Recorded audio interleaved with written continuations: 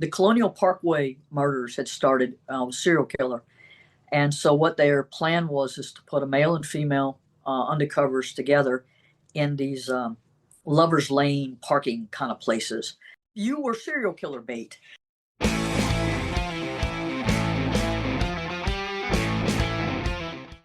Welcome to the Cops and Writers Podcast. Your host, Sergeant Patrick O'Donnell, worked the streets in one of the nation's largest police departments for over 25 years.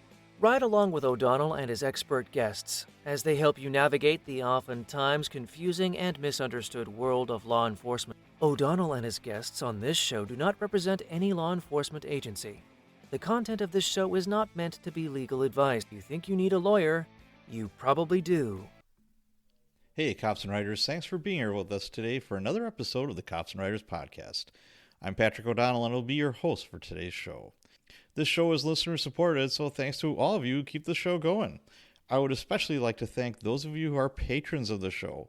Your generosity helps pay for the software, equipment, and my time producing this show. Yes, you too can become a patron for less than a cup of coffee or a pint of Guinness. Just go over to patreon.com/Cops and Writers. Welcome, everyone, to part one of my interview with retired ATF Special Agent Jennifer Eskew. The conclusion of this interview will air next Sunday. A little bit about Jennifer. Jennifer Clark Eskew is a former Virginia State Trooper, a retired ATF Senior Special Agent, an author, and subject matter expert in undercover operations, fire and explosion origin and cause determinations, and career investigations involving the violent crimes of arson and bombings, armed career criminals, and financial fraud. Jennifer graduated from the Virginia State Police Academy in 1986, beginning her career as a uniformed trooper, then as an undercover trooper. This time period of her law enforcement career is the focus of her newly released debut true crime memoir, Becoming Fire, Chasing the Passion to Protect, Serve, and Love. Jennifer became a special agent with the Bureau of Alcohol, Tobacco, Firearms, and Explosives, ATF, in 1990. She worked undercover and investigated criminal cases, eventually joining the ATF National Response Team in 1994, becoming a certified explosive specialist and certified fire investigator. She was involved in numerous large-scale arsons, bombings, investigations to include Centennial Park, Sandy Springs double bombings, the Other Side Lounge bombing, and the 9/11 Pentagon terror attack. She's currently writing her second true crime memoir, highlighting her undercover casework with ATF. Please enjoy this fascinating conversation as we track Jennifer's early law enforcement career as she transitioned from trooper to ATF agent. Next week, we focus on her career with the ATF and the dangerous undercover and high-profile cases she investigated. Jennifer Eskew, welcome to the show. How you doing? It's good to talk to you, Patrick. Mr. Cops and Writers. Yeah, great to have you. I want to start out with, when you were young, something dramatic happened, to your neighbor and your family. Can you tell us about that? Yeah, my mom and a couple of our neighbor ladies that I know, they know me since birth, and my sister, who was 3 at the time, they had gone shopping in a neighboring city, little city called South Hill. And on their way home, they saw a wrecked police car out in a field. And there was a man out there beside it, and he's kind of waving his arms for help or something. And he comes walking up to their car because they pull over. And he comes up, and he's toting a shotgun and toting a pistol. And they're still thinking he's law enforcement. This is 1968 in a very rural farming region. Yeah. And they're thinking he's a law enforcement person that needs help. He's wrecked his car. And he's saying something, but our neighbor lady, Nettie, had not gotten her window down. She couldn't hear him very clearly. And she's older. And he gets frustrated right away. I guess he was wanting her to get out of the car or for them to get out of the car, but they didn't understand that. And suddenly he starts shooting at them. Holy cow. Like really quick, happened so fast. Yeah. Well, Helen was driving. She took off. Good. The glass throughout the vehicle is just shattering, breaking all over the place. Wow. And it's just all over the ladies. My mom and Helen's sister Trudy are in the back seat, and my sister Katrina, she's seated in the middle. And they're all just, my mom gets them all down to the floorboard. Yeah. Helen speeds off and she starts driving back to our hometown, and Nettie has slumped over on her because she has actually been shot. Wow. She was shot through the under the shoulder, through her sternum here into the chest, and Ooh. the bullet had traveled through her chest, Oh. and so the lungs, that sort of thing. Yeah. Everything's being hit. At the time, it was like a 38. What had happened is that guy had escaped from the local town's police. Yeah. He had stolen their car and stolen their gun. That he'd stolen the 38. That's how he got free. He then stole the car, had their shotgun, Oh. and he was trying to make his escape. He wrecked his car, and nobody's chasing him at this point because this all just happened within moments. Yeah. When along come my family and friends, and they're trying to offer help. They do get to the town doctor that we had, Dr. Ball. He was able to get Nettie, I guess you'd call it stable enough at that point in time, to get her on an ambulance from our town to Richmond. So that's a long drive. I don't care how you make that drive. Yeah. Even by ambulance, you're a good hour to the Medical College of Virginia in Richmond. She survived it. She was in the hospital a few weeks. Wow. I'm 6 years old. I'm not there. I am at school. It's December. I'm a first grader. And everything changes because my grandmother, my mom's mom, she picks me up at school that day. That's a total never has happened. And then we go to my other grandmother, my dad's mom's house. Now, I've never seen my two grandmothers at one of their houses. That's just not a thing. Yeah. They live like 9 miles apart. They just they got too many things going on. They're not hanging out together. Yeah. So that's all new. So eventually my mom has to explain to me what took place, and she did a really good job of it. I remember that. And you're only 6 years old. I mean, there's only so much you can comprehend from this. You can't. And the biggest thing you comprehend, and I got to tell my sister the thing of that, of the story. I said, it's your story from being where you were. Oh, yeah. I said, but it's my story from how I took it in. And as a 6-year-old, it's the grown-ups trying to talk in whispers and trying to talk in rooms and have conversations about everything that's gone on and what's going to be going on and how bad it is with Nettie and her husband, Harry. Everything has just happened to them. They're dairy farmers, small dairy farm. And everything is just like a shock to the community because they don't have this in my community. We didn't have homicides. We didn't have these things. Right. So it's like, wow. And they're trying to do it without a 6-year-old being present or a 6-year-old hearing, and it's like, you can't send me outside all the time. It's December. Yeah, so, true. Yeah. You can't leave me out there for 4 hours. Yeah, that ain't gonna work. Yeah, and I'm gonna ask questions. And my mom has got Band-Aids all over her. My sister's got Band-Aids, especially down their legs and stuff, because their coats and all protected them, but their legs had like pantyhose and like stockings. Oh, okay. So the glass. Sure. So yeah, that's my memory of the things. And then just being mad that I wasn't there to protect them, because you see, I had learned how to shoot a gun and I would go hunting with my dad. So I knew that bad men, you had to stop them. Somebody had to catch them. That was in my brain. Now, how I thought I would manage that at 6, who knows? Well, throw on my Wonder Woman costume, or Batman costume, and fix the day. So you grew up in Virginia, in a small town. About how big? Oh, back then, a few hundred people, and then we lived out in the county. We were 5 miles from town.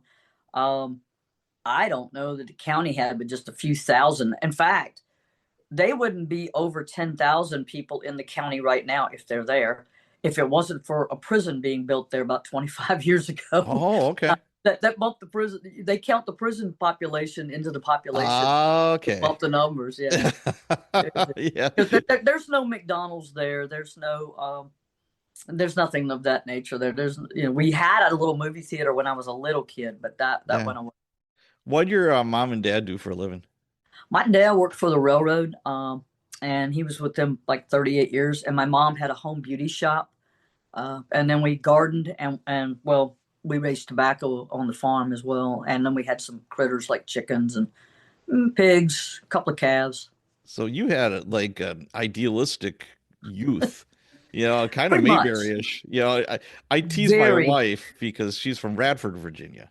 Oh, okay. Yeah. And it's still Mayberry. Oh It my is. God. Well, drift down into Southside Virginia, and you get to a little town of Cambridge and Victoria, and it's very much really Mayberry. Everybody knows everybody. Oh yeah.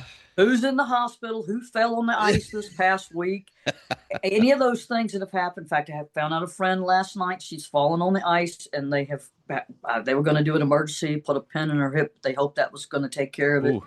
You learn these things. It's tragic. The newspaper used to get published once a week. They don't even do that anymore.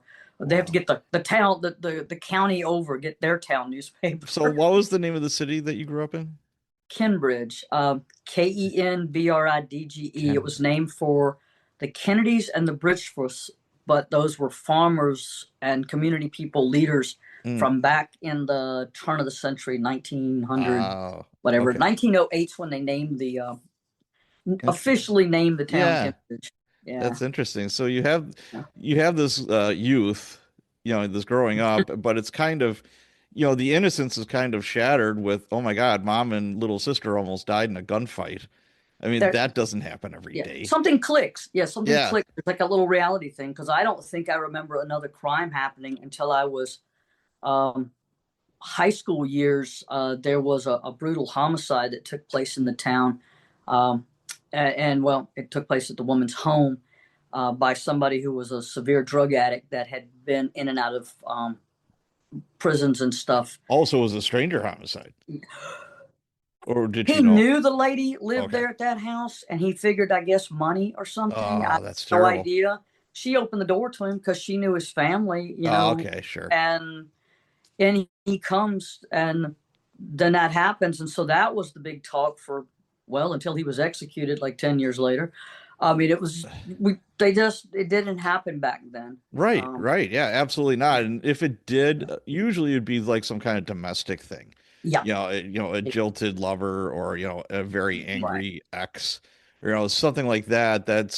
I don't care where you live. That's gonna, they do. Those homicides happen. It's that other, it's like, ooh, this is, and you just go so many decades without it, and then it happens. And it's scary. It's scary for the community. It's scary for the kids that are learning about it. Yeah. So how would you describe your high school years? I was an outdoor kid. I was a tomboy. I probably am still very much a tomboy, so I'm just in the grown-up version of it. I hunted, I fished, because in our county there wasn't a whole lot of other things to do. We had Girl Scouts, and so I had been backpacking with my Girl Scout troops through all of the mountains, the Blue Ridge, and Cool. Skyline Drive and stuff. That is beautiful. It really is. Since I was like 9 years old, our Girl Scout leader was always getting us out there and showing us that we could do anything. So it was like, oh, this is great. And so I was kind of more absorbed in that. I hung out with my friends, and everybody, because I went to high school. Half these people were in some way kin to me. They were either a cousin or a cousin's cousin. Okay. Or I grew up with them, and I've known them since first grade, or we had a kindergarten, even though it wasn't an official kindergarten. Or I've known them since church. I mean, sure. So you know everybody. My mother-in-law still lives in Radford, and everybody, it's like if there's any situation or whatever, we got text messages, it's like, hey, Nancy is doing this, and blah blah. Yeah. So, she's getting up there in years, so it is so nice to have people that sometimes there's some nosy Nellies, but for the most part, it's just nice that you have that support. You know what the internet really is? I mean, for a small town. Back in the day when I was little, the telephone system, we had party lines. And so other people had the phone. And so literally it's just basically a party telephone. And now you can just text it to everybody versus everybody just getting on the phone and spreading the word through the party line. Yeah. Young people are not going to know what a party line is at all. But, look it up. Yep, look it up. Look it up on the interwebs and you'll find it, kids. Yeah. So you're in high school.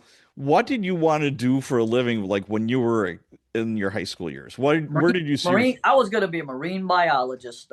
Eugenie Clarke, she studied sharks, and then there was another lady. Cannot remember her name off the top of my head. It was Susan, and I can't remember her last name. But I had seen National Geographic, and I had actually ordered a magazine from them. Like it was a huge book, beautiful color pictures of the ocean. And I lived in a rural farm community. The ocean was a good 2.5 hours to the east of us, and the mountains were 2 hours to the west of us. And so, we were in flat farmland, and I wanted to be in those beautiful blue oceans and the green, lush palm trees and things, and the islands and the sands. Sure. And I thought that would be just the greatest. And I was going to swim with sharks and dolphins because dolphins were it, and I really saw that as something, and I kept looking like, how can I get into, you know, that field, and how long is it going to take? And of course, it looks like it was going to take forever education wise, but I was like, no big deal. I can do that. And it didn't work out at college at all. That first year of college is not a problem. The second year of college, it's like, oh no, you need invertebrate zoology, and you're going to need like 4 chemistry classes, Oof. and you're going to need all these math classes. And I was like, how much math are we talking here? Yeah, I love college algebra so much. I took it twice. That's right. I took it for 4 weeks. It was like, if I drop out now, I just drop out withdrawal. If I wait, it's going to be drop out failed. Yeah. Let's go with the withdrawal, the big W. So, from wanting to save Free Willy to becoming a cop, how the heck did that happen? That's a big jump.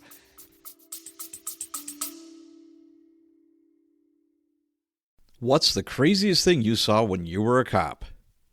My first week on the job, a guy running at me with a butcher knife. He just killed his brother over the last hot dog. That's chapter 1. There are 33 more. Police Stories, The Rookie Years, just launched. Available now on Amazon. Search Police Stories Patrick O'Donnell or click the link in the show notes. Back to the show. I do remember at 18 thinking, and that's probably because of watching TV and stuff, about wanting to go into law enforcement and kind of there.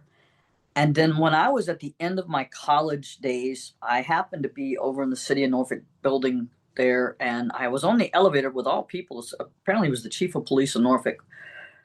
And he asked me, because I had an ODU shirt on, you go to Old Dominion? And I said, yes, sir, I'm getting ready to graduate. Oh, have you thought about entering law enforcement? We could use young people like yourself working undercover.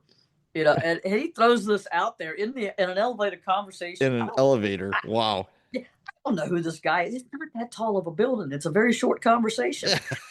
And I don't know what I was there for. I think I was in the wrong place trying to find where I needed to pick up a paper or something. And I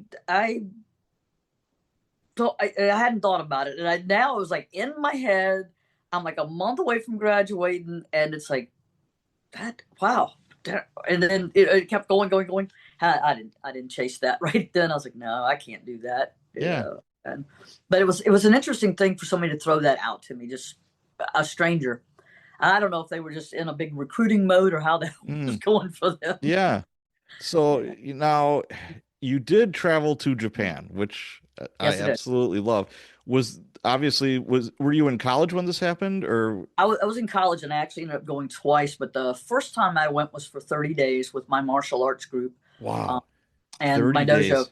That's so and our cool. sensei, my sensei he is Japanese, and he came from Japan to the U.S. to study and get his education, doing all of that in the late 60s, 70s.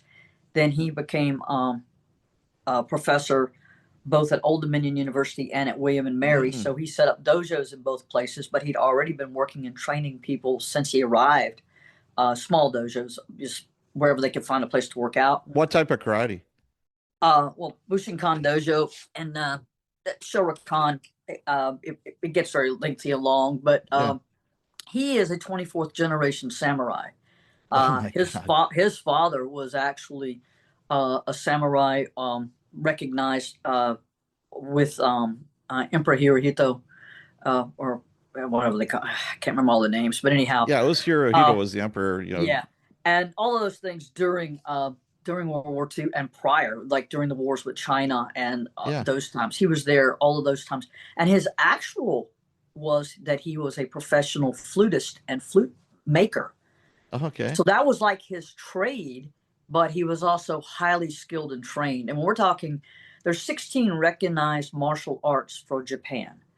And my sensei is trained in all of them, but he has excelled in like 8 or 9 of them Okay. over the years. So it was just a major thing. And it was that, for him.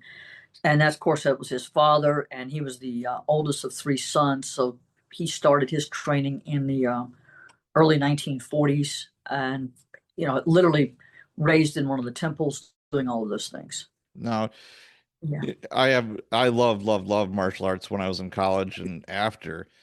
And, I think it trains you in so many different ways. Yes. But going to Japan, that would be like it on steroids. Yeah. It was. That's like every martial artist's dream come true. It's like, oh my God, I get to go to Yeah. Japan. This is so Well, cool. we're like, How did that shape your future, do you think? I think it helped out a lot. We had 22 of us in the class, or that went to Japan, various ranks. I was one of the brown belts that went, but there was, my friends, brown belts, green belts, yellow belts, whoever. We went, and we were there the 30 days. We had 28 days in which we were doing katas and also doing sparring. Yeah. And so there's a few injuries. We had a couple of people that ended up with concussions and in the hospital for a couple of days while they were there. The rest of I'm us sure. we're touring the country. We're getting beat up at 5 o'clock in the morning by our sensei, and then we're showing up. We're going on a tour. We're on a tour bus. We're seeing things. We're having meals that were just unbelievable. We're being treated like we were royalty. And then at, say, 1 o'clock in the afternoon, we're at a dojo someplace and we're about to get our butts absolutely whipped. The whole thing was never give up. Get up, get up. I remember my friend Sandy, who's my best friend.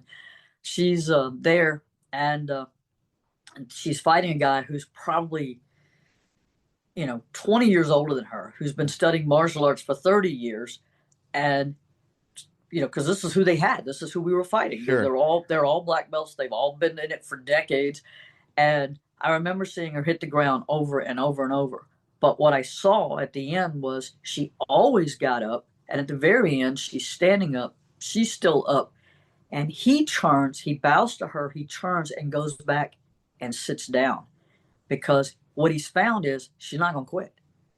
That's awesome. She is not going to give up. She's not going to quit, and that's how we were supposed to be. That you don't quit. You keep fighting, whatever you do.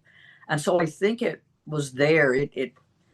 It may have been a spark inside of me to do that, just from my raising, because my parents didn't let you quit on things, right? Or you're going to do it. But at the same time, I think this reiterated it. The years with Sensei and the dojo, the same thing. Wow. Don't quit. Don't give up, and just keep going. What part of Japan were you in? We traveled most of it, so we saw everything from Mount Fuji to Tokyo, Osaka, Kobe. We traveled. We were on planes. We were on the bullet train. We got out. We stayed with homestays. We stayed in youth hostels. We actually stayed in a couple of hotels. Not too often on that. We traveled a lot. I stayed with a family in Kitamura Katagun, which means Mouse of the Mountain. Once they picked me up, we drove like 2.5 hours to get to where we were staying. Wow. And I was in this little tiny mountain village, and the whole village showed up to meet me. Well, they've probably never seen an American before. Oh, most had not. Yeah. And had never actually heard English spoken, yeah. In any form, American right. English, whatever. And I'm thinking, well, here we are, good old Southerner. This over really. Does everyone speak like that? But they brought a person from the village who knew English some, and he had traveled places and stuff. So they brought him as my interpreter. Okay. And they brought food. Everybody brought food. So the little house was full. When I say full, you've never seen so many people. I guarantee you 70 to 80 people show up. And they have all brought immense amounts of food. So there's probably 100 dishes or more of food there, platter dishes. Wow. So there's no place to really sit or stand. We've got food everywhere. When I got out of college, I had a degree in sociology. My minor was criminal justice. So I was qualified to sell cars and be a restaurant manager, do that kind of stuff. It was Yeah. the Oh 80s. yeah. And I worked with a gal that went to Japan, and she did like her junior year abroad in Japan when she was in college. Wow. And Nice. she was 6 foot, blonde, and she had like Cleopatra eyes. That's how she did her like makeup. Wow. And Yeah. she said they were incredibly respectful, but everybody wanted to touch her hair because they had never seen a blonde person before, Wow. let alone Well, a woman. they were into that, and they really kept asking us back then about California, Hollywood, California, Yep. Hollywood. That was their big thing, so Yeah, it they was thought she was a movie really, star. yeah. Yeah, and yeah, she would stick out. She's 6 foot tall, Wow. very good looking gal, Yeah. with blonde hair, blue eyes, Yeah. and they're like, we've never Yeah. seen this before. Well, I loved it. I loved the trip, and of course through Sensei, we made a lot of friends. And I had a good friend. She had come from Japan to go to college and to do martial arts with us, Asako. So I ended up going back in 1988 when I was a trooper for a week with another friend, Anne, and we went to her wedding Oh, in cool. Japan and stuff. So really, really enjoyed that. And Oh, I bet. on that trip, I got to see Tokyo Disneyland, which was Oh, wow. nobody beat me up on that particular trip. Very cool. Yeah. So you go through college. What was your major in college? I ended up just getting out of the marine biology field there after Okay. a couple of years, and I moved into therapeutic recreation. And Hmm. so it was a matter of working in nursing homes for the most part at that time, getting people involved in recreation and activities, rehabilitation centers, things of that nature. The only other thing I could have been was Julie McCoy on the Love Boat, as the cruise director, fun cruise director person, and that wasn't going to happen. Okay, so you graduated from college. You started working in nursing homes, correct? Using your Right. degree. Yeah. Yeah, I remember that from the Yeah. book. Yeah. And what was the segue from doing that to getting into the Virginia State Police Academy? It was really eating at me. I told you about that conversation when I was getting ready to graduate there in '84 with the Norfolk chief, and it kept spinning through my head.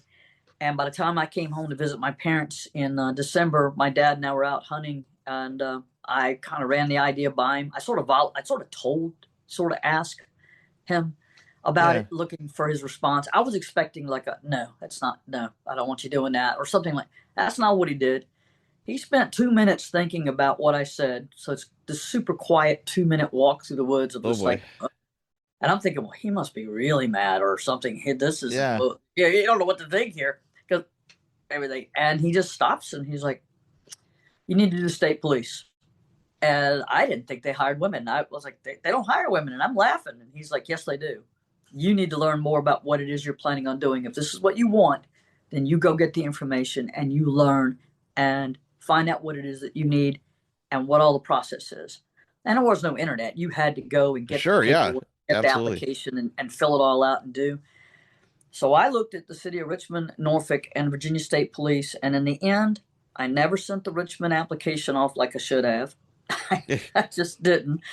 I didn't take the test for Norfolk when I got called up. There was a reason for that. But the state police, I sent the stuff in, and I was like, that's what my dad said to do. So I guess that's where I'm going to give it a try. I have me being a I had only seen old men that were state troopers, and in my mind, an old man was anybody that was 30s and like 40s. like 40s, 50s, Yeah. 60s. So these, anybody that had any kind of touch of gray, yeah. Right. And these people were revered in a small community like I was in, because you would see a state trooper and it was just like, ooh, you almost felt like you had to stand up at attention and salute because that was the appearance they gave off. It was, Oh yeah, it's very military. It's a very squared away uniform. They got the campaign covers. I mean, yeah, that's yeah, pretty high speed. That does command some respect. I yeah. think And in the even rural today. areas, they responded to everything. Everything, it wasn't just, oh, they're just working the interstate. Oh no, Yeah. they're working everything with the state police Mm, and the rural trooper. He's coming to everything, and maybe you get a county deputy too because they come to everything. right. And it's up to them until somebody that's more trained can come out to work something if it's a bad crime. Right. Yeah. So, you did the application, your dad said go for it. What did your mom think? My mom never really expressed any hesitation or issues with it. It was more like, if this is what my daughter wants to do, then I'm all for her. And she Okay. was always that way. Um, she didn't sit there and question that or say, I don't really want you to do that or anything. She didn't push it that way.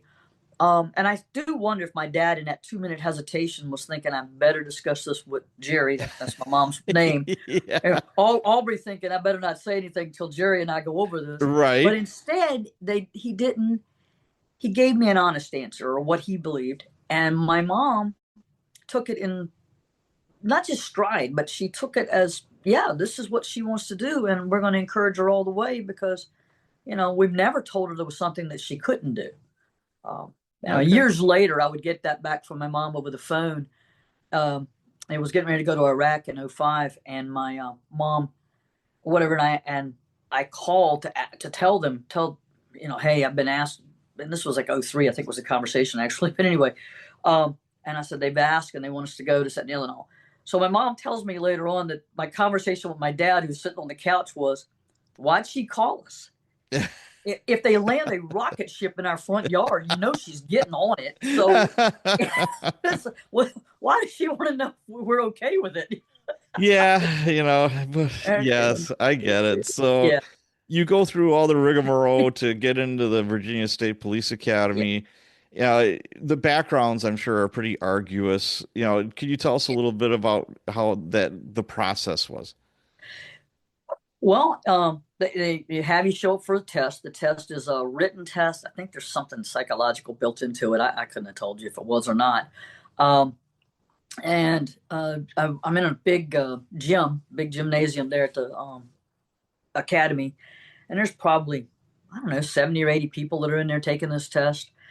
You finish that up, they've got this physical fitness part of this thing that you're doing. It's a variety of little stuff that you do. Um, it's all of it seemed easy to me for the most part. It's just like, okay, this isn't tough at all. I'm thinking, huh, and everything. And then, you get through that, then they get back with you, because whoever doesn't pass, I guess, doesn't get contacted.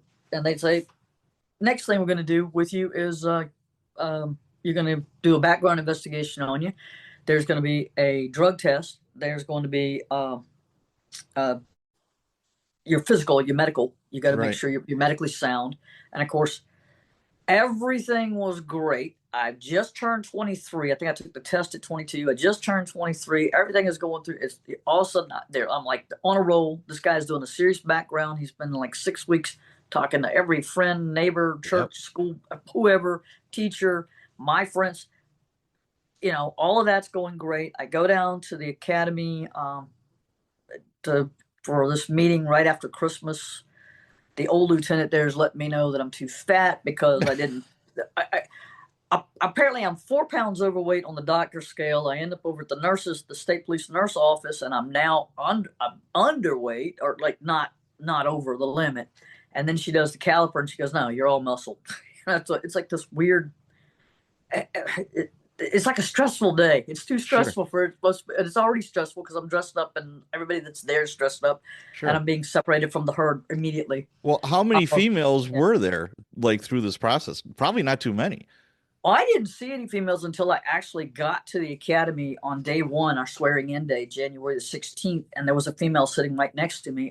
Great gal. She had a great career with them. Um, and that was it. But I'd only seen one other female, and it was the recruiter I saw at the state fair after I had seen her at the day that we were doing that physical fitness thing. So, it was like, oh, How well, how did that make you they feel? have them. How did that make you feel? To see them, or Just the absence thereof. I mean, being like one of the only females there. you know what?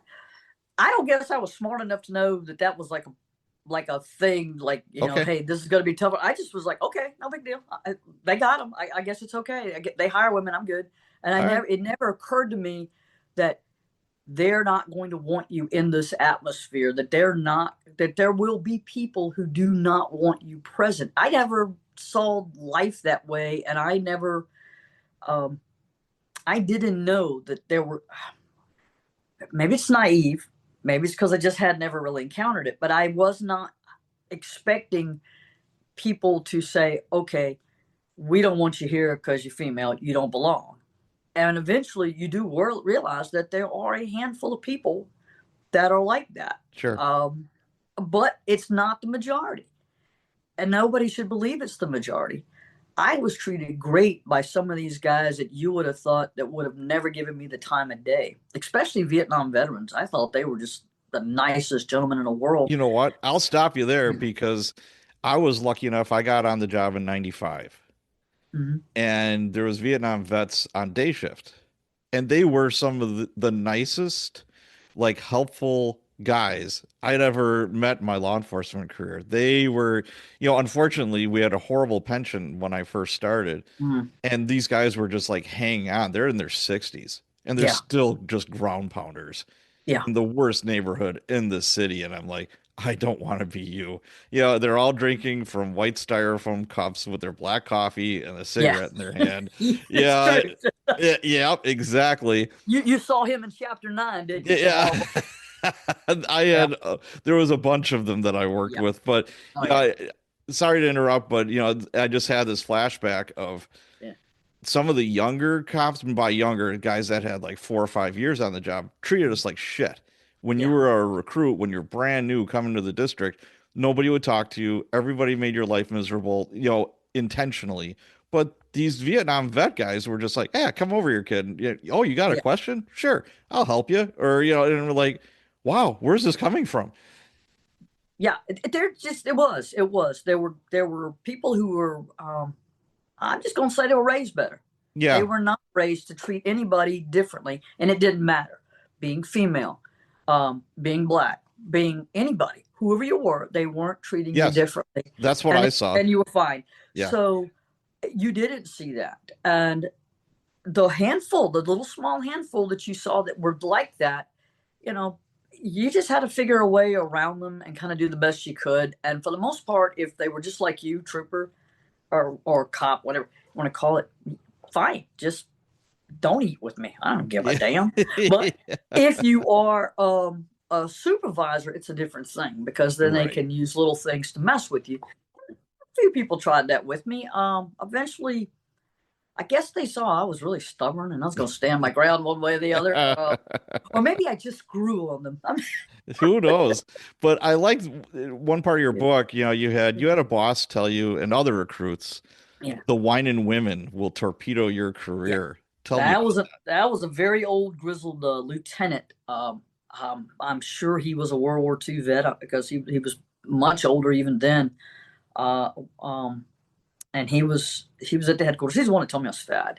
And then he was the one that told me that my hair was too long. No matter how many times I cut it, it was always too long. And so that very first day one speech, when he gets up there at that little podium, and we're there in the little room, and I happen to be sitting right across the aisle from the other female, and everybody else is male. And he pops out and gives that speech. The only thing is, the only thing that can ruin your career or whatever is whining women. And what are you gonna do? Because he's looking straight at me and straight at her. There's like, Well, I had a flashback. We have a lot in common, Jen, because my first day at the district station, when we graduated on a Friday evening, so Friday afternoon, you got your assignment where you're going to be working. And for my class, there was like 10 of us that got sent to District 5. You get your locker, the desk sergeant shows you around, blah, the lay of the land. yeah, And they put you in this conference room, and then the captain will talk to you. So the Yeah. captain comes in. He was a Vietnam vet. He was a Marine. So as squared away as you can imagine, you could cut yourself on the creases of his uniform. yes, And he had a Marine Corps coffee mug that and a cigarette in his hand, Mm. always. And he's like, so he comes in and we all snap to attention. He's like, sit down. And it's like, all right, what's gonna fuck your careers? And we're all like, writing the wrong report. wrecking the car. Yeah, exactly. He says, wrong, wrong, wrong. Booze and broads. And there was probably 3 females that were in my class that were with us. Yeah. And he looked at it and says, or whatever your persuasion is. Yeah. And he's like, Yeah. but it was so true. He said, you know what? When you're here, if your heart's in the right place, I got your back. He says, Mhm. you are going to screw up. You're brand new. You don't know anything yet. And you are going to make mistakes. I got you. But once you walk out that door, I don't have you. Yeah. He's like, you know what you do off duty is what torpedoes careers. He's like, booze and broads, love and Yeah. alcohol or Yeah. drugs or whatever. And that stuck in my head. And until I retired, I was a sergeant for like 18 Yep. years. Whenever there was a new crop of recruits, I would give the booze and broad speech, Big and their Bruce eyes and would be Broad. like this big. Like, And then I'd be like, and social media. yeah. I will So, include social media because guys have gotten fired over their oh yeah, posts. it has because they have just, and it's like, what's wrong? Don't do that. Oh, Don't. Well, you would watch it. You see it every day. You see it in the news every day. Somebody oh, wipes out their career, their future, yep. their anonymity. They're never going to be anonymous ever again Nope. when they go to try to get a job. And you're seeing them right now. They're going to lose their career field. It's like, good Yes. luck to you. I hope you got a lot of money because it's not Yep. going to work for you. Yeah. It's Oh, like, okay, post pictures of your dog or yeah. your cat or, your cute Yeah. kids or, Yeah. what I was on vacation. Food pics will save you every day. Just Yeah. food pics. Yeah. Hey, look at me grilling. I got a Blackstone. This thing's cool as hell. Yeah. Look at Yeah. this. But yeah, that's Yeah. when I saw that in your book, I literally started I Yeah. was listening, I'm just laughing my butt off. And They I'm just give that speech everywhere, I guess. But like I said, when yep. he did it, it was just like you sit there and you take it in, and it's like there's probably an insult in there somewhere, but I don't, at this point, I am here. I'm in this seat. I am right here. They Yep. just swore me in like 15 minutes ago. I'm not even sure what I said after I raised my right hand. Did I say yes? I do. I'm not really. I swear, I have no idea what I actually responded. Oh, Yeah, whatever. I have no idea. So yep. everything. And now I'm over here in this little building, and you're giving us this lecture, and it's like, it doesn't matter. I'm here. Yep, Yeah. exactly. So tell Yeah. us about, you field training, your Yeah. first day. What was that like? You get on the field training part, and of course, the state police did it two ways. Back in the day, you would go to the academy for about a week to get your uniforms, making sure you knew how to drive a car, fill out all the paperwork, and make sure you knew how to shoot a gun. That was the thing. Then they sent you out with an FTO pre-academy, and we would do like Pre-academy. pre-academy for 5 to 6 Wow. weeks. It was a thing. I think what they were finding is they were people that actually eliminated themselves in that process before they ever got to the Oh, academy okay. because they got scared. They couldn't handle whatever it might be. Okay. And I think it was an awful lot of responsibility to throw on an FTO. But they were great FTOs. And so we had that process. Well, I had that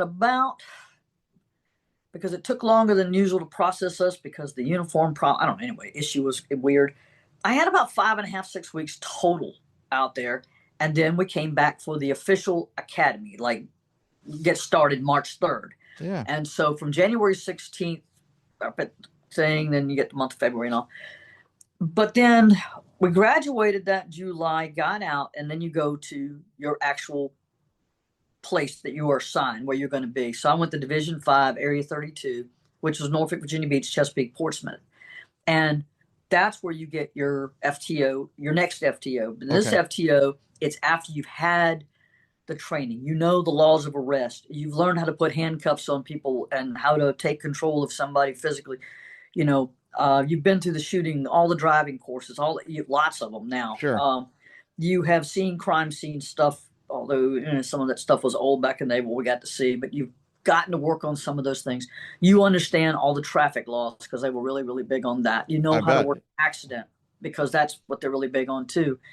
They're making sure when it turns into a crime scene, don't be poking things with a stick, and at the same time, Sure. make sure you're getting the people out there who are trained with the state police to deal with that.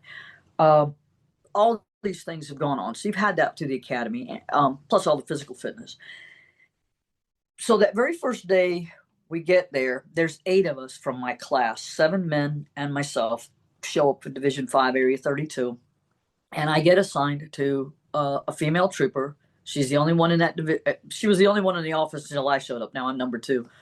And she becomes my FTO. And of course, the guys got the 7 men FTOs. Now, we could say that was a coincidence, but I don't think so. Probably. Meanwhile, Yep. and I get what they were doing. Her and I just kind of smirked about it and let it go. You don't talk about Sure. it. It's like, it is what it is. Hey, she'd been there 5 years on her own. There was no other females, nobody else to look around. So she came on even sooner than I did, back when there were even fewer female troopers. Because at this point, there's probably only 20 some in the whole state, including me and the other 2 that graduated my class. Wow. So it's just a small number, and they never would give us an honest number when we asked. There was some cute ways of fudging the numbers. Oh, okay. So I'm with my FTO. We go out, and she has this a warrant that we're going to serve on somebody, and it's nothing big deal. It's not criminal. It's somebody who was suspended or didn't have a driver's license or something like that, and she's obtained this magistrate warrant to go down and just serve it and do. And we go to this kind of a little rough neighborhood, not too bad, I don't guess.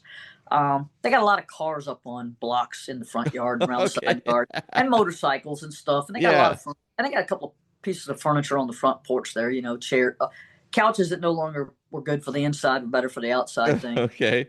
And all. And I mean, I've been in blue collar neighborhoods. I understood, Right. It was no big deal. But I saw something and I reacted to it. And I didn't use my trooper voice because I hadn't quite adapted into all of those things yet. And we didn't have a lot of this on the use of force continuum, however they want to look at that these days. There wasn't a lot of other things in between. There's just basically your presence, your voice, your gun. So that was unless you got out the slapjack that they didn't issue, but we did have a pocket for. Cool. Other people would give it to you. I sort of cleared leather with my weapon that day. Ah, okay. And it was like a needle scratching across an album. Ooh. You could see everything just came to the slow, grinding halt. And listening and whatever, and of course by now the trooper voice is coming out, and then the whole look of everybody, and it turned out not to be a gun like I thought I saw, and we worked it all out. I was able to articulate it, but of course that's day one. Okay, so put this giant X up here in my forehead. But she was great. I worked with her for 4 weeks and really learned an awful lot of things, and the way her composure and the way she handled herself with people was excellent. And I never encountered anybody in my office that ever said they had a complaint with her. Okay. People really liked the way she handled herself and what she did, and she kept her personal life to herself, and she did a great job as far as I saw or anybody else did. Cool. Now, your first FTO was a guy. And you went to go meet his wife on the first day. Tell us about that. I just chuckled at that one. Okay. That FTO was Jerry, good guy. And so I am freezing to death outside, waiting for him in my little uniform, all ready to go. He's going to pick me up at the house I'm staying at, which is one of the sergeants with him and his wife, because I had a little bedroom there that they kind of rent out to me to stay. And I'm on the front porch waiting for him, freezing, just absolutely freezing. The uniform is just not warm enough for this weather. And he picks me up and basically introduces himself, and then immediately gives me the lay of the land, the whole rules things or whatever, what to expect. And he is letting me know that I am going to meet his wife, and and also making it very clear to me that we're going to have a professional relationship, to which in my brain, I had never considered anything less than a professional relationship. Right. I had never thought about a personal. It never occurred to me at 23, whatever, that anybody would, these grown men were going to be thinking, yeah, this is a personal relationship. I wasn't thinking there. I was just thinking, I'm just trying to learn this job. But he's squaring that up with me. And that's not what this is about. So he was being professional. He was letting me know straight off the bat, this is what we're about here. We're going to be professional. We're going to do this the right way. But I'm going to meet his wife first. Wife, kid, whatever. We're going to go over to the house. And sure enough, we go straight from where he picks me up, straight over to his house. I meet her, lovely person, lovely home, great folks, whatever. I don't have any place I can disappear to, so I've got to meet these people. Sure.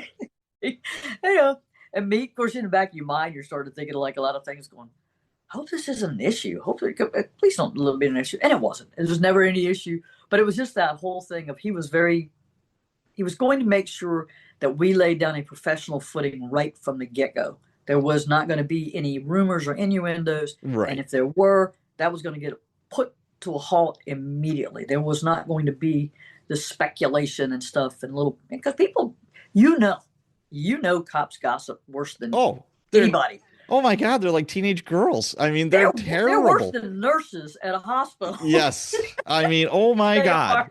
It is terrible. But I will say more than one female recruit has wrecked a marriage that I've seen. All of a sudden now they're FTO and then I'm like, but wait is a it second the here. female recruit or is it the It's male consensual. Training officer? It's both ways. It's a consensual mutual thing. It is. And it's really, really messy. And yes, those things do happen. And it's the FTO mess. should know better though. I mean, it's like, it's the same thing with male instructors at the academy. Right. More than one has, it's like, oh, that female recruit, she's having a hard time. There's the knock on the instructor's door, ooh, boo, blah, blah, blah. Yeah. And then before you know it, he's out on his ear because, and it happens, and you see in it and stuff. And I get there's relationships, and some of those relationships last forever. I mean, they do, not often, but they do. They are. Others, it's a train wreck from the get go. They just need to let them see it. And I think for that particular FTO, he was laying the groundwork. He was saying right here. I like that, and I like that. I may not have been able to express it in my words right at that particular point in my career, because young, naive, and just happy to be there. Sure. And glad to be in a warm car, not freezing anymore. And I had major questions going on in my head going, can we wear long johns? Because I didn't know if it was allowed. Can I get thicker socks? I mean, whatever it might be. But it was that. And he wanted to make sure. And I think it's imperative of all people in the training atmosphere, particularly, when you're going to get this close relationship with somebody because you're with them so many hours of the day and all, or night, or however it is, that you establish that from the get-go, that no, this is not what this is about. We are going to be doing this. That, and the recruit is vulnerable, and that's super icky and wrong for somebody to take advantage of somebody that is in that state. It's just, like you said, a lot of it's a plane crash, train wreck. I'm gonna add to this. Okay, we're talking relationships, the whole sex and all that sort of stuff, and breakups of marriages and stuff. It's the same thing though, as if the FTO or whoever the training person is or whatever drags along the recruit to the bars and the bar scenes and the hopping out and the drinking, and the next thing you know, you have created this bond and this relationship, but you're also now out drinking when he needs to be studying or getting ready for his next day. You're absolutely right. The last thing he needs to be learning is to get trashed, Yep. And go to work the next day. They're not your party buddy. You're absolutely right. They're not your party buddy. They are your recruit, and you don't treat them poorly, obviously, but there is a professional, air about this, that if you stick to being a professional, you're on high ground, and it should go well. I mean, if you want to do like the last night of your FTO thing or whatever, or the night after they finish the FTO and they graduate, if you want to do hey, we're going to have a get together over at the FOP or wherever it is, everybody gets together. I'm just throwing that out. Right. That's fine, because then everybody doesn't feel like, I got to go with them. What he invited me. Okay. Well, they invited me. That can be wrong. And I'm not saying you don't go over to the backyard barbecue, if you're off and you feel like you want to go, but it's that same thing, so relationship or on any level, you have to watch that as the person who's in charge. Yeah. I was a sergeant for 18 years. So what I did learn was, people would invite you to the party, and an older sergeant, when I was a new sergeant, told you, like, they want you there, but they don't want you there. Arrive early and leave really early. Let them have their fun. Make your appearance, say hi, and get the hell out of there. Yeah, and long before the drinking gets crazy. Exactly. Or the words get unfriendly or Right. just whatever, or Yeah, before just stupid stuff yeah, starts happening, you know what? yeah, Then yeah. plausible deniability. You weren't Yeah, there. You know, you it's like, weren't there. yep. You did not see so and so's wife slap the other one's wife. It's like you. Yeah. Oh, I've seen a whole lot worse than that, but yeah. Oh no, that's mild. That's a tame thing. Oh, But it sure is. yeah, Oh um, my gosh. But yeah. especially, and alcohol brings out personalities. I It's mean, we see it every time we arrest somebody that's yeah. alcohol or drug influenced. Yeah. It's a complete change. Somebody is a complete 180, and you're going, had no clue. Yeah. So you get through field training, obviously, you're out there on the road, and Yeah. there's this thing of becoming an undercover trooper. How did you get picked for that, and what Okay. cases did you work? I am. I get out. I'm doing. I'm finally. I've kind of gotten to where I'm not making mistakes on a regular basis, and I'm doing pretty good for the most part. My evaluations don't really reflect it, but the rest of me is doing okay. And I go through a really bad breakup that kind of messes my head up a lot, Mm, and just you get the cynical. Everything is just whatever. But I do know that my path, I saw it when I was in the academy. I want to be a criminal investigator. I want to be a special agent. I didn't know that until I was sitting in a class and I was like, oh my God, this is fascinating. yeah. I want this. And how that is if you know who Kay Scarpetta is and the Patricia Cornwell books, we actually have the medical examiner, uh, Dr. Fierro comes from Virginia's medical examiner office Mm, to do our big day of medical examiner stuff. And then the next day, it's a half a day of the actual autopsy stuff.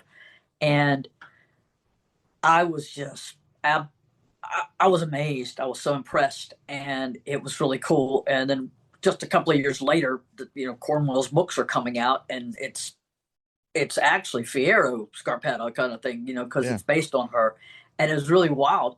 And so I knew I wanted to be a criminal investigator.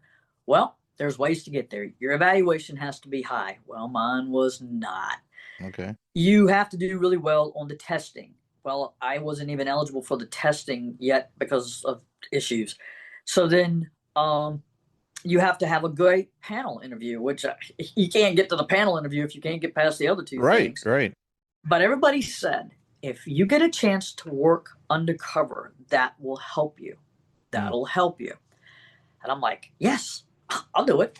Well, I got picked for a couple of interesting undercover things as a uniformed trooper that I got to change clothes, come back, go do that for a few days or a few hours or like whatever it what was. kind of cases? The first one was they were calling in bomb threats to a community college over on the Eastern Shore. Mm, And they had this off and on for 2 or 3 weeks. They were flying a dog in. They were doing all this extra stuff to try to figure out. yeah. There's obviously nothing is there, but somebody's getting a kick out of making these phone calls. Back in the day, it's pretty much a pay phone or your house phone Mm, because there isn't any cell phone. right. Um, and it's annoying and it's expensive and it's causing a lot of disruption. And so my first sergeant calls me in one morning. I just assumed that, yeah, I was once again in trouble and gone. Yeah. And it was like, because I was right at the very, like, you're about to be gone. Okay. And instead, he calls me in and he's wanting me to go home and put on my college clothes. And like, what? I don't know what that means other than Right. don't wear that. Put on, dress up to go to community college today. And Why don't don't you wear just your show over? campaign cover, with your college clothes. Yeah, leave the trooper at home and go Yeah. go over there in this undercover unmarked car thing and go over and then pretend you're a college kid. And it's right near the end of the semester, but just pretend you're trying to enroll in this and all. So I got over, met the people that wanted me to do it, went into the campus, pretended I was looking to become a student there in the next semester. They were giving me the paperwork, giving me a little tour of the place because it was small. Yeah. And then I seated myself in the it's not a library, it's like an open room with a lot of study desk and a gathering, like a student center type thing. But it's where the payphones are at because they finally figured out that the person's making the call and roughly the hours that they tend to make the call or the time period zone. So watch those phones during that time period, be there, hang out. And I got invited to a party, met a couple of people, things like that. And then there was this young guy that was in there that was just being very, he was drawing attention to himself. He was trying to find somebody to talk to, and he wanted to talk about the bomb threat caller. And everybody else seemed like they were kind of busy about their own business and Yeah. had studying to do and stuff. So they didn't really, they'd laugh at what he was saying, but they didn't really get into conversing with him. So he looked like he was wanting somebody to discuss it with. Mm. He even finally came up to talk to me for just a few seconds, whatever and all. And I kind of shined him on just like everybody else did, like I wasn't interested. Yeah. And then he went out and he kind of hung around the payphones a little bit and picked them up, but he didn't do anything. And then he leaves. And it's like, who picks up a payphone and does use it? Like, what is that? That's kind of weird. You're either going to use the phone, you're not going to use the phone. You're going to get a soda out of the soda machine or you're not. You're just not going to stand there and play with the buttons, And so I left at the time I was supposed to. I went back. I told them. And then that's when they told me. They said, oh, yeah, because I described him. And they're like, we know exactly who you're talking about. He is our primary suspect. Sweet. But that's interesting. He had those conversations. They got him in with, they actually had a polygraph examiner talk to him first during the interview. And I don't even think they got around to basically offering the polygraph because in the process of doing that, he starts confessing because I don't know. But he gets to confessing, and so they figure out who he was. But I felt like I contributed there. I felt good. It's like, yeah that's cool. Right. Yeah. I did something right. I'm good at Undercover. The next one was a little more serious, well, a lot more serious, actually. The Colonial Parkway murders had started with a serial killer. And so what their plan was is to put a male and female undercovers together in these lovers lane parking kind of places. And we would spend a weekend making out. So basically go 3 nights straight and spend about 8 hours kind of horizontal in the front seat of a car. And, you were serial killer bait. Yeah. But we were trying our best they were trying to develop intel. So we had a really ragged out looking surveillance van that fit the area. They had that. We had a uniformed trooper staged a couple of miles away in case something got out of hand that we needed to bring somebody in for, which we actually did for something not in the parking lot that took place. And then they went down the road. It was really weird. That was super weird. Yeah. They wanted to gather intel because how many people are like these peeping Toms and these people who just drift around these parking lots and checking other people's cars out? Who's cruising through and leaving and then cruising back through? And maybe they wanted to find these people, not the people who are showing up at like this particular one, going down, getting their cooler out, getting their chair out, getting their fishing rod out or their crab pot and going down and actually there to crabbing or fishing in the middle of the night. Those people, you want to know that they do this. How often are they going? Did they see anything? But they're also looking for, whoever. Right. And, oh, my Lord, it was amazing how many, I'm going to try not to be impolite here, but sexually deviant people. Okay. There's a lot of weirdos out there, yes. They have some weirdo stuff going on. So we did that, and they were on the right trail. Thanks, everyone, for joining me and author and retired ATF agent Jennifer Eskew. We are just getting started with stories of ATF undercover operations and investigations. Please join us next Sunday for the conclusion of my interview with Jennifer. Well, there wraps up another episode of the Cops and Writers podcast. If you haven't done so yet, can you take a minute and rate and review the show on Spotify or Apple Podcasts? If you have already, thank you. As always, thank you for all of your support, and, of course, let's be careful out there.